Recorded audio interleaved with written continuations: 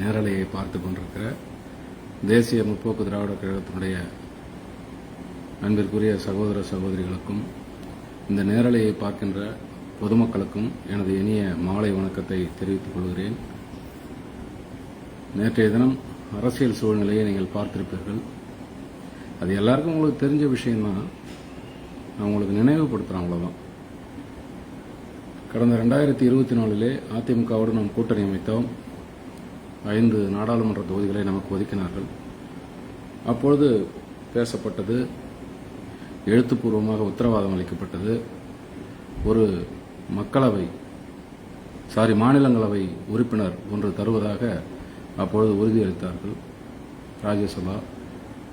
அந்த அடிப்படையிலே அந்த கூட்டணியை அமைத்து கடந்த 2024 ஆண்டு மக்களவைத் தேர்தலிலே நாமும் அதிமுகவும் போட்டியிட்டோம். அப்பொழுது அதிமுகவோடு எந்த கூட்டணி கட்சியும் இல்லை, SDBI இருந்தது என்று நான் நினைக்கிறேன். கிருஷ்ணசாமி அவர்கள் இருந்தார் என நினைக்கிறேன். அவ்வளவுதான். கடந்த நாடாளுமன்ற தேர்தலில் நாம் நம்பிக்கைக்குரிய கூட்டணி கட்சியாக, சிறந்த தோழனாக, களப்பணியை 100% கூட்டணி கட்சிக்கு ஆற்றுகின்ற நண்பனாக நாம் அந்த தேர்தலில் இருந்தோம். இது எல்லாருக்கும் தெரியும். இதை நான் சொல்ல வேண்டியதில்லை. 2024 நாம் கூட்டணி சேர்ந்தோம். 2021 உங்களுக்கெல்லாம் தெரியும், அதை நான் சொல்ல வேண்டிய அவசியம் இல்லை என்று சொன்னால் இன்று திமுக ஆட்சி அமைந்திருக்குமா என்பது 100% சந்தேகம். 2021 தேமுதிகவும் அதிமுக கூட்டணியில் இருந்திருக்குமே ஆனால் நிச்சயமாக அதிமுக ஆட்சி 3ஆம் முறையாக தொடர்ந்திருக்க வாய்ப்பு இருக்கிறது. அதை இப்போ நம்ம சொல்றது அதிகபட்சமாக தெரியும். அது அதிமுகவை சார்ந்தவர்களுக்கே தெரியும். இந்த கட்சியினுடைய பொதுச் செயலாளர் அண்ணன் எடப்பாடியார் அவர்களுக்கும் தெரியும். 2024 நம்ம கூட்டணி அமைத்தோம், போட்டியிட்டோம். 2.6% வாக்குகளை நாம் பெற்றதாக பத்திரிகைகளும் அரசியல் விமர்சகர்களும் எழுதினார்கள், பேசினார்கள், விமர்சனம் செய்தார்கள். சரி, ஏற்றுக்கொள்ளும். இது அப்படிதான் போயிட்டு இருக்குது. பர்சன்டேஜ் யார் எத்தனை தொகுதி நின்னாலும் கவலை இல்லை. நிற்கிறவங்க எந்த அளவுக்கு வாக்கு வாங்குறாங்களோ அதன் அடிப்படையிலேயே சதவீதத்தை கணக்கெடுக்கிறார்கள். அதில் ஒரு முக்கியமான விஷயம் என்னன்னா, 2024 தேர்தல் கூட்டணி அமைத்தோம். எங்களை போன்றவர்களுக்கெல்லாம் தேர்தல் கூட்டணி வேண்டும் என்று சொன்னோம். மாவட்ட செயலாளர்கள் சொன்னார்கள், கட்சியினுடைய தொண்டர்களும் விரும்பினார்கள். கூட்டணி அமைத்தோம். ஏன்னா வேற கூட்டணி நம்ம அமைக்க முடியாது, அந்த சூழ்நிலை 2024 இருந்தது. கூட்டணி அமைத்து தேர்தல் முடிந்து முடிவுகள் எல்லாம் வந்து அதன் பிறகும் இந்த இடத்திலே தான் அனைவரும் கவனிக்க வேண்டும். அதன் பிறகும் அதிமுகவினுடைய கூட்டணியிலே நாங்கள் தொடர்கிறோம் என்று எங்களுடைய கழக பொதுச் செயலாளர் அந்நியார் அவர்கள் தொடர்ந்து பேசி வந்தார். எங்களை போன்றவர்களுக்கெல்லாம் கூட அதிலே கொஞ்சம் மன கஷ்டம் உண்டு. என்ன தேர்தல் முடிஞ்சு போச்சு, அந்நிய அவர்கள் இன்னும் நாங்கள் அதிமுக கூட்டணியிலே தொடர்கிறோம் என்று நீங்க அப்படி யாரும் பேச முடியாது. எந்த கட்சி தொண்டர்களும் ஏற்றுக்கொள்ள மாட்டார்கள். ஆனால் எங்களுடைய பொதுச் செயலாளர் அவர்கள், அந்நிய அவர்கள், ஒரு இடத்திற்கு கூட்டணிக்கு சென்று விட்டோம், ஒரு கட்சியுடன் கூட்டணி அமைத்து விட்டோம். அந்த அடிப்படையிலே நாம் அந்த கூட்டணியிலேயே தொடர வேண்டும் என்று சொல்லி விமான நிலையத்திலே சென்று இறங்கினாலும் பத்திரிகையாளர்களிடம், செய்தியாளர்களிடம் அதிமுக கூட்டணியிலே நாங்கள் தொடருகிறோம் என்று சொன்னார். பொதுக்கூட்டங்களிலே பேசினாலும் சொன்னார். எந்த மேடையிலே பேசினாலும், எந்த ஊடக சந்திப்பிலே பேசினாலும் அதிமுக கூட்டணியிலே நாங்கள் தொடர்கிறோம் என்பதை உறுதியாக சொல்லிக் கொண்டிருந்தார். இன்னும் எங்களுக்கெல்லாம் ஒரு கஷ்டம் உண்டு. அந்நியார் அவர்களை விட ஒருபடி மேலே சென்று தம்பி விஜய பிரபாகரன் அவர்கள் ஒரு இடத்திலே பேசுகின்ற போது அதிமுகவுடைய பொதுச் செயலாளர் அண்ணன் எடப்பாடியார் அவர்கள் ஆணையிட்டால் அவரை முதலமைச்சராக்குவதற்கு தமிழகம் முழுவதும் நான் சுற்றுப்பயணம் செய்ய தயார், அவருக்காக நாங்கள் வாக்குகளை கேட்க தயார் என்று சொன்னார். இது ஏன்னா உண்மை, இது யாரும் மறக்க முடியாது. அப்போ எங்களை போன்ற நிர்வாகிகள் மட்டுமல்ல, கடைகோடி தொண்டனும் கஷ்டப்பட்டான். என்ன தம்பி விஜய பிரபாகரன் இப்படி போய் சொல்றாரு, அவர் முதலமைச்சர் ஆகிறதுக்கு நான் தமிழ்நாடு முழுக்க சுற்றுப்பயணம் பண்ணுவோன்னு சொல்றாரு அப்படின்னு. அது உச்சபட்சமா உச்சபட்சமாக எங்களுடைய தேமுதிகவினுடைய தொண்டர்களும் நிர்வாகிகளும் மனதளவிலே கஷ்டப்படுகின்ற அளவிற்கு அந்த கருத்தை தம்பி பிரபாகரன் அவர்கள் சொன்னார்கள். அப்போ அதிமுக கூட்டணியில் சேர்ந்துட்டோம். இந்த கூட்டணி உறுதியாக இருக்க வேண்டும். இந்த கூட்டணியிலேயே நாம் தொடர வேண்டும். இந்த கூட்டணி தொடர்ந்து 2026 சட்டமன்ற தேர்தலிலும் நாம் கூட்டணியாகவே இருக்க வேண்டும் என்று திடமான நம்பிக்கையில் எங்களுடைய அந்நியார் அவர்களும் தம்பி விஜய பிரபாகரன் அவர்களும் அனைத்து மேடைகளிலும் சொன்னார்கள், செய்தியாளர்கள் சந்திப்பிலும் சொன்னார்கள். ஆனால் அதிமுக தரப்பில் இருந்து ஒரு முறை கூட தேமுதிக எங்களோடு இருக்கிறது, தேமுதிக கூட்டணி தொடர்கின்றது, நாங்கள் யார் யாரையோ கூட்டணிக்கு எதிர்பார்த்தோம், அவர்கள் எல்லாம் எங்களோடு வர மறுத்து விட்டார்கள். இக்கட்டான சூழ்நிலையில் ஒரு நெருக்கடியான காலகட்டத்தில் எங்களோடு கூட்டணி அமைத்து போட்டியிட்டவர்கள், எனவே அவர்களுடன் எங்களுடைய கூட்டணி தொடரும் என அதிமுகவில் இருந்து பொதுச் செயலாளர் அண்ணன் எடப்பாடியார் அவர்கள் முதல் கீழே இருக்கிற 2ஆம் கட்ட 3ஆம் கட்ட தலைவர்கள் கூட யாரும் வாய் திறந்து சொல்லவில்லை. ரொம்ப ரொம்ப கஷ்டம் எங்களுக்கெல்லாம். நாளைக்கு கூட்டணி அமையலாம், நான் அதுக்குள்ளெல்லாம் வரல. நான் யாரையும் விமர்சனம் பண்ணவும் வரவில்லை. நான் சொல்றது அவ்வளவு உறுதியாக தேமுதிகவினுடைய பொதுச் செயலாளர் அவர்கள் இருந்தார்கள். இதை மறுக்க முடியாது. உண்மையாவே என்ன எப்ப போனாலும் இவங்க அதிமுக கூட கூட்டணின்னு உறுதியா பேசிட்டு இருக்கிறாங்கன்னு நாங்கள் எல்லாம் நினைச்சது உண்டு. இருந்தாலும் அவர்கள் அந்த உறுதியான நிலைப்பாட்டிலே அன்னி அவர்கள் இருந்தார்கள். இது எப்போ பிரச்சனை ஆச்சுன்னா, அன்னி அவர்கள் செய்தியாளர்கள் சந்திப்பிலே எங்களுக்கு ஒரு ராஜ்யசபா கொடுக்கறேன்னு சொல்லியிருக்கிறாங்கன்னு சொல்றாங்க. அவர்கள் இயல்பாக செய்தியாளர்கள் சந்திப்பிலே சொன்னார்கள். அதற்கு அதிமுக பொதுச் செயலாளர் அண்ணன் எடப்பாடியார் அவர்களிடம் கேட்கின்ற பொழுது, யார் யாரோ கேட்கறதெல்லாம் எங்கிட்ட கேட்டுட்டு இருக்காதீங்க, அப்படி ஏதாவது உடன்பாடு இருக்கா, அப்படி ஏதாவது நாங்கள் வாக்குறுதி கொடுத்துருக்குறோமா, ஏங்க இதெல்லாம் அப்படின்னு சொல்லிட்டு அதை கடந்து போறார். அது தேமுதிக தொண்டர்களை, நிர்வாகிகளை மனதளவிலே கலங்கடிக்க செய்தது. அதிமுக தேமுதிக என்பது ஒரு இயல்பான கூட்டணி, ஒரு வெற்றி கூட்டணி. கடந்த நாடாளுமன்ற தேர்தலை விடுங்க, கடந்த நாடாளுமன்ற தேர்தலை பொறுத்த வரைக்கும் மோடி வரணுமா ராகுல் வரணுமா, காங்கிரஸா பிஜேபியா என்ற மனநிலையிலே அந்த தேர்தல் நடந்தது. மக்களும் அதே மனநிலையிலே இருந்தார்கள். மோடி வேண்டும் என்பவர்கள் பிஜேபி கூட்டணிக்கு வாக்களித்தார்கள். ஏன்னா அது பிரதமர் எலெக்ஷன். மோடி வரவே கூடாது என்பவர்கள் காங்கிரஸ் கூட்டணி, திமுக கூட்டணிக்கு வாக்களித்தார்கள். அதனால் இந்த கூட்டணி வெற்றி வாய்ப்பை இழந்தது. ஆனால் விருதுநகர் வென்றது, அதை தோற்றதாக அறிவித்தார்கள். நிச்சயமாக கடவுள் இருக்கிறாரோ இல்லையோ இயற்கைக்கு பதில் சொல்ல வேண்டும். அதற்கு ஆளுங்கட்சி தான் பொறுப்பு. இதுபோன்ற சூழ்நிலையில் அதிமுகவினுடைய பொதுச் செயலாளர் எடப்பாடியார் அவர்கள் யார் யாரோ கேட்கறதெல்லாம் நாங்கள் எப்படி பதில் சொல்றது, ஏன் அதெல்லாம் என்கிட்ட கேட்டுட்டு இருக்கிறீங்கன்னு சொன்ன பிறகு தேமுதிக தனது நிலைப்பாட்டை மாற்றுகிறது. நான் இதை தான் உங்களுக்கு தெரிஞ்சது, எல்லாமே தெரிஞ்சது, எல்லோரும் அறிந்தது, உங்களுக்கு நினைவுபடுத்துகிறேன் என்று உங்களிடத்திலே நான் சொன்னேன். அதற்காகத்தான் சொன்னேன். அப்பொழுதுதான் தேமுதிகவினுடைய நிலைப்பாடு மாறுகிறது. அதுவரையிலே அதிமுக கூட்டணியிலேயே தொடர்கிறோம், அதிமுக கூட்டணியிலேயே தொடர்கிறோம்.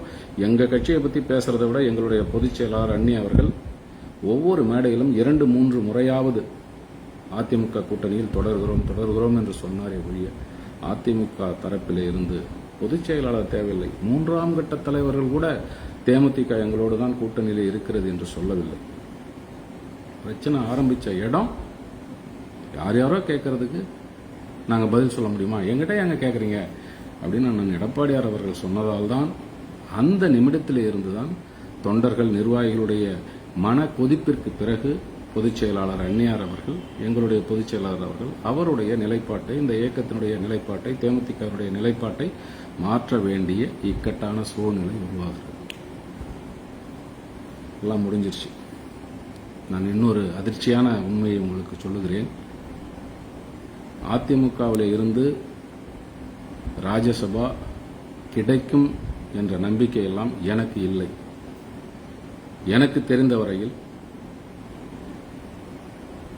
நான் நினைப்பது உண்மையானால் அதிமுக இந்த முறை நமக்கு ராஜ்யசபா சீட்டை ஒதுக்காது என்பது நம்முடைய கழக பொதுச் செயலாளர் அன்னியார் அவர்களுக்கும் கொஞ்சம் தெரிந்திருக்கலாம், இல்லை தெரியாமல் இருக்கலாம், அது எனக்கு தெரியாது. தெரிந்திருக்க வாய்ப்பு இருக்கிறது என நான் நினைக்கிறேன். ஆனாலும் எங்களுடைய அன்னியார் கழக பொதுச் செயலாளர் ஆழமான நம்பிக்கையை, திடமான நம்பிக்கையை அதிமுக மீதும் அதிமுக பொதுச் செயலாளர் எடப்பாடியார் மீதும் வைத்திருந்தார்கள். நிச்சயமாக சொன்னதை அவர் செய்வார் என்று அவர் நம்பியிருந்தார். அதனால்தான் நேற்று வரை அவர் அமைதி காத்தார்.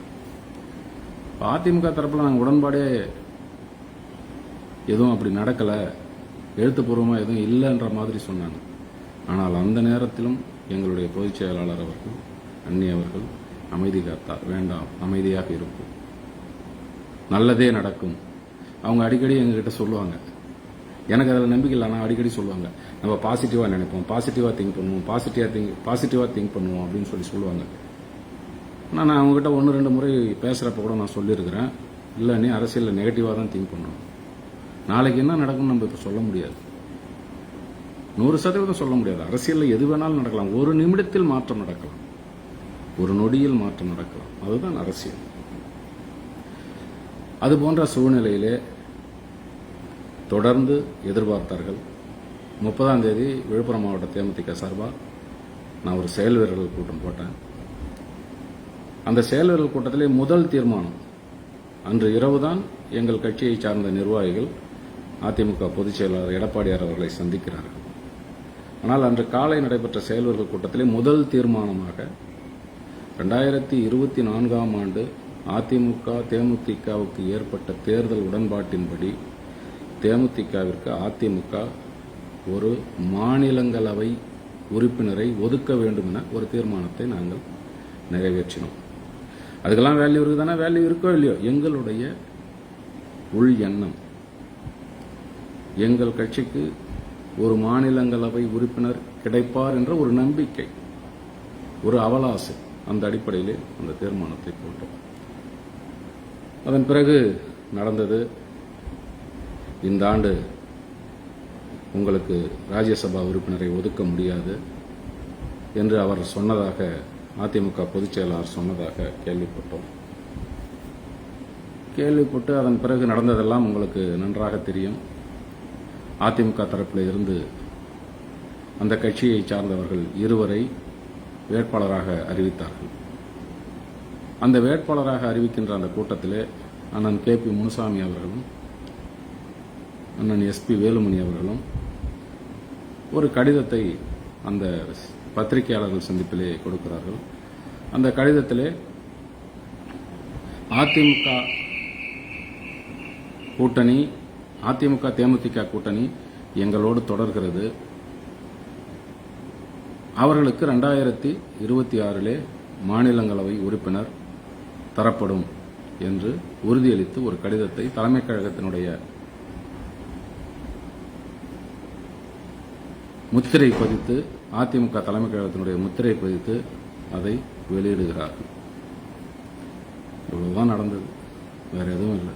இதிலே நான் முக்கியமாக உங்களிடத்திலே சொல்ல வந்த விஷயம், உங்களை தெளிவுபடுத்துகிறேன் என்று சொன்ன விஷயம், நான் நேரடியிலே வருகிறேன் என்று சொன்ன விஷயம், உங்களுக்கு நிறைய சந்தேகம், நம்ம கட்சிக்காரங்களுக்கு ஏகப்பட்ட சந்தேகம். அந்த சந்தேகம்லாம் ஒரு புறம் இருக்கட்டும். உடனே நேற்றெல்லாம் அதிமுகவுக்கு ஆதரவாக அல்லது விமர்சகர்கள், அரசியல் விமர்சகர்கள் ஏதோ பேசிட்டு இருந்தாங்க. நான் ஒன்று மட்டும் உங்ககிட்ட சொல்றேன். 2024 இருந்து அண்ணன் எடப்பாடியார் அவர்கள் யாரோ சொல்றதுக்கெல்லாம் ஏங்க எங்ககிட்ட கேட்கறீங்கன்னு சொல்லுகின்ற அந்த நொடி வரை தேமுதிக தனது நிலைப்பாட்டை, கூட்டணி முடிவை மாற்றிக்கொள்ளவே இல்லை.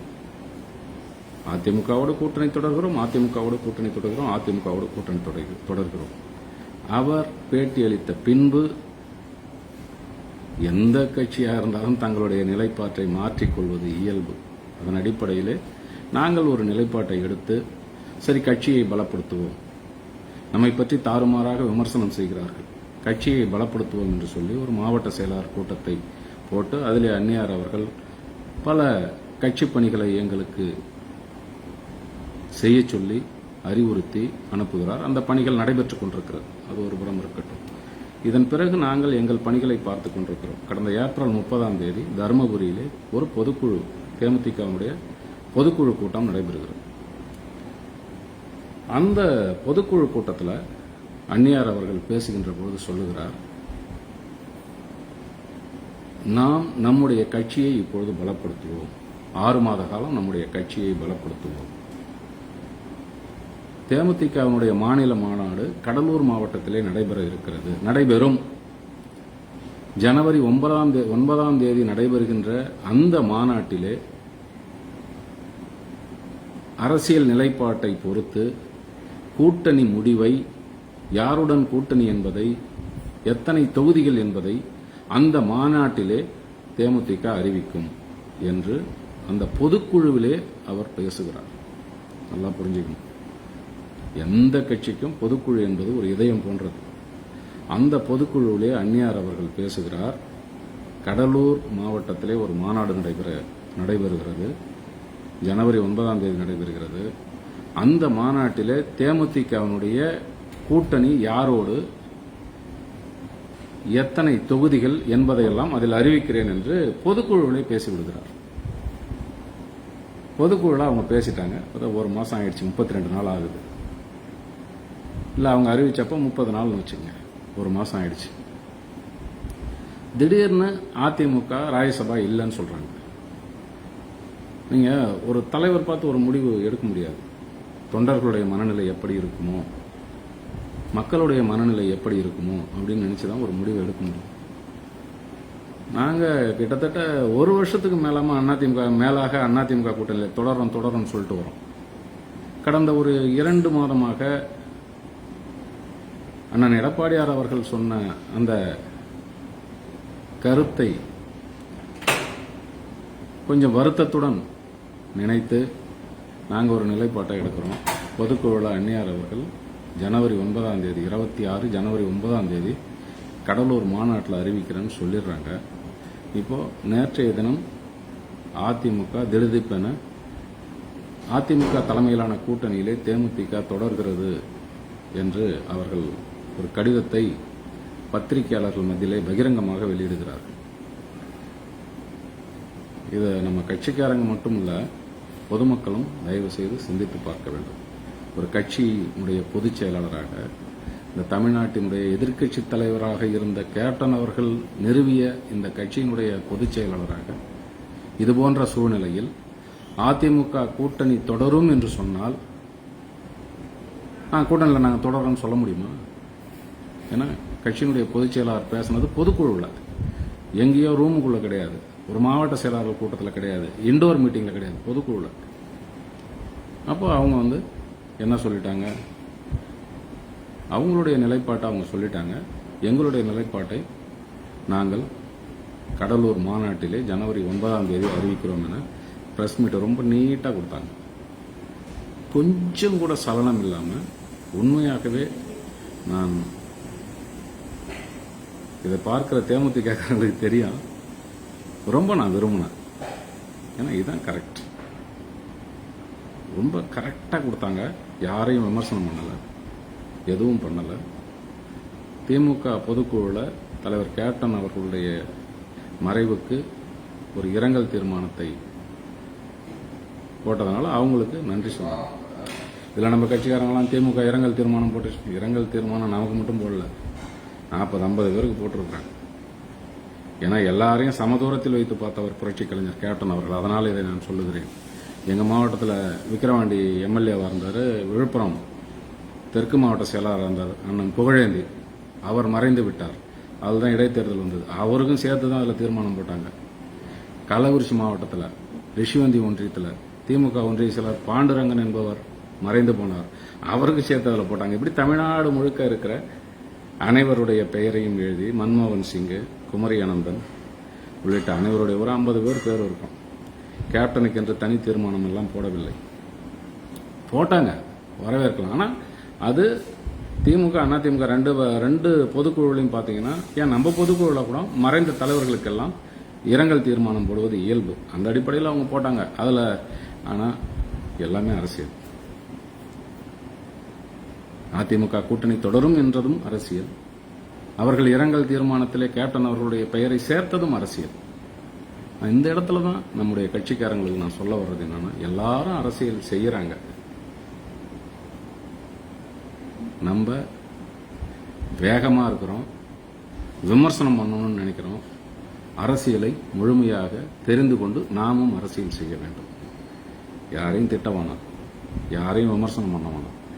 அரசியலில் நிரந்தர எதிரியும் இல்லை, நிரந்தர நண்பனும் இல்லை என்பதை நாம் முதலில் புரிந்து கொள்ள வேண்டும். நம்ம தனியாக நின்னலாம்னு சொல்றீங்க. திமுக அதிமுக கிட்ட இல்லாத பணமா தனியாக நிற்கலாம்னு சொல்றீங்க நம்ம கட்சிக்காரங்க. இது நேரலை வீடியோ, அதனால பல விஷயத்தை நான் சொல்ல முடியாது. சொல்லலாம், ஒன்றும் பிரச்சனை இல்லை. பல கோடிகளை ஒவ்வொரு சட்டமன்ற தேர்தலிலும் வாரி இறைக்கிறார்கள். இப்பொழுது ஒவ்வொரு கட்சியும் 25 கோடி செலவு செய்ய போவதாக சொல்லுகிறார்கள். அது இருக்கட்டும்.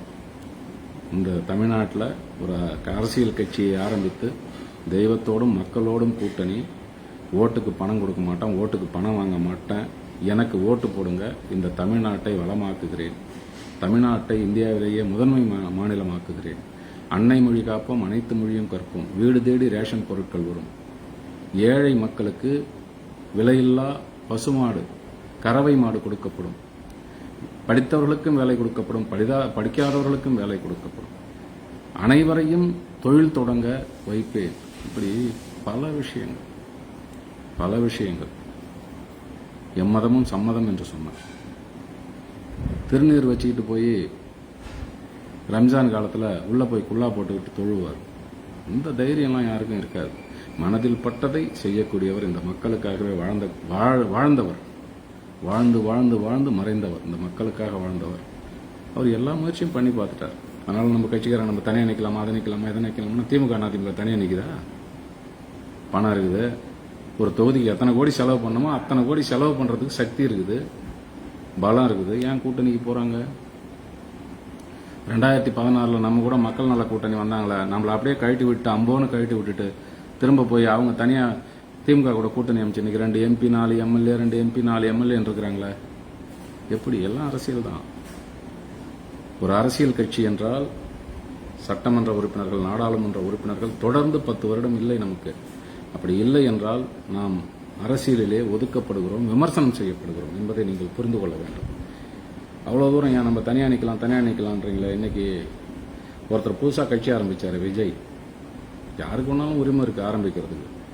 புதுசா கட்சி ஆரம்பிச்சார்ல விஜய், ஆட்சியிலும் பங்கு அதிகாரத்திலும் பங்கு, என்னோடு கூட்டணி வாருங்கள் என்று சொல்கிறார். அவருக்கு தைரியம் இருக்கா தனியா நிற்கிறதுக்கு? ஆனால் தனியா நிற்பேன், மக்களோடும் தெய்வத்தோடும் தான் கூட்டணி, நான் தனித்து தான் நிற்பேன் என்று கட்சியை ஆரம்பித்த உடன் சொன்ன முதல் தலைவர் கேப்டன்.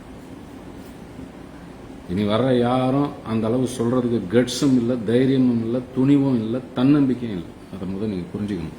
இந்த அரசியல் மாறி போச்சு. என்னடா இவன் இப்படி பேசுறானே அப்படின்னு நினைக்கக்கூடாது. இன்னைக்கு நமக்கும் 4 MLA 5 MLA 10 MLA 15 MLA இருந்தோம்னு வச்சுங்க, இந்த ராஜ்யசபா சீட்டு நமக்கு தானாக கிடைச்சிருக்கும். அதையும் போடுறீங்க. 2011 நமக்கு 29 பேர் இருந்தாங்க, ராஜ்யசபா சீட்டு கிடைக்கல, அப்பயும் அதிமுக தான் நமக்கு பிரச்சனை அப்படின்னு சொல்றீங்க. அதெல்லாம் விட்டணும். நம்மளால ஜெயிச்ச 8 பேர் மாத்தி ஓட்டு போட்டானே. அப்போ நான் தான் கொறடா தலைவர், மிகப்பெரிய இடத்துல எல்லாம் என்னை உட்கார வைத்து அழகு பார்த்து விட்டார். எவ்வளவு பேர் இருந்தாங்க. ஆனா அப்போ ராஜ்யசபா தேர்தல் நடந்தப்ப நம்ம ஏஆர் இளங்கோவன் தான் அப்ப கேண்டிடேட், நம்ம கட்சி சார்பா ஏஆர் இளங்கோவன் கேண்டிடேட், நான் தான் கொறடா. இந்த கட்சியால் வெற்றி பெற்ற சுயநலவாதிகள் அப்பொழுது அதிமுகவில் முதலமைச்சராக இருந்த ஜெயலலிதா அவர்களை சந்தித்து அவருக்கு ஆதரவு தெரிவித்து, ஏன்னா கொறடா கிட்ட ஒரு கட்சியை சார்ந்தவர்கள் யாருக்கு வாக்களிக்கிறார்கள் ராஜ்யசபா எம்பிக்குன்னு வந்து காட்டணும். நான் தான் கொறடா, தலைவர் என்னதான் வச்சார், நீ தான் கரெக்ட்னு சொல்லி வச்சார். நான் ஒரு பக்கம் கொறடா, திமுகவில் கம்பம் ராமகிருஷ்ணன் அவர் கொறடா, அதிமுக செம்மல கொறடா. 3 கட்சியிலையும் 3 பேர் கொறடா. அப்போ நம்முடைய கட்சியால் வெற்றி பெற்றவர்கள் அதிமுக உறுப்பினருக்கு வேட்பாளருக்கு வாக்களித்து என்னிடத்தில் வந்து காட்டினார்கள். அதையெல்லாம் தாங்கிக்கிட்டு தான் இருக்கும்.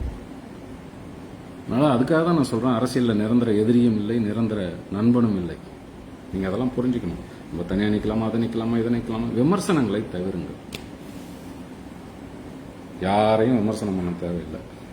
ஒன்று சொல்லட்டுமா, தமிழ்நாட்டில் எந்த ஒரு கட்சியாக இருந்தாலும் திமுக அதிமுக அவர்களை வளர்த்துவிட நினைக்க மாட்டார். நாம் தான் வளர வேண்டும், நாமே வளர வேண்டும். அதற்கு நமக்கு அரசியல் தெரிய வேண்டும், அரசியல் தெளிவு வேண்டும். கோபம் வரக்கூடாது.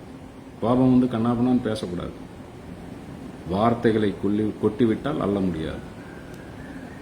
அரசியலில் இருப்பவர்களுக்கு என்ன ஒன்னாலும் கோபம் வரலாம், என்ன ஒன்னாலும் வார்த்தைகள் வரலாம். ஆனால் தொண்டையில் ஒரு சென்சார் இருக்கணும். தொண்டைக்கு மேல வரக்கூடாது. வந்தால் சர்ச்சையாகிடும். ஆதவ அர்ஜுனா பாத்தீங்களா, பெரிய அளவில் அவர் அப்படியே ஆவுன்னு பண்ணிட்டு இருந்தார. ஆதவ அர்ஜுனா விடுதலை சிறுத்தையில் இருந்துட்டு இப்ப விஜய் கிட்ட போயிருக்காரு. அவர் அப்படியே உள்ள பேசிட்டு வர்றப்ப, ஆடி ஆடி பேசிட்டு வர்றப்ப ஆகி போச்சா பிரச்சனை. வார்த்தைகளை அளந்து விட வேண்டும், ஜாக்கிரதையாக விட வேண்டும். தரக்குறைவான விமர்சனங்கள் இருக்கக்கூடாது. அரசியலை பொறுத்தவரையிலே வியூகம் அமைப்பவன், அந்த வியூகத்தின் மூலம் வெற்றி பெறுபவன் தான் பேசப்படுவான். நமக்கும் இப்போது வெற்றி முக்கியம், தேவைப்படுகிறது. நம்முடைய தேவையும் இப்பொழுது மற்றவர்களுக்கு இருக்கிறது.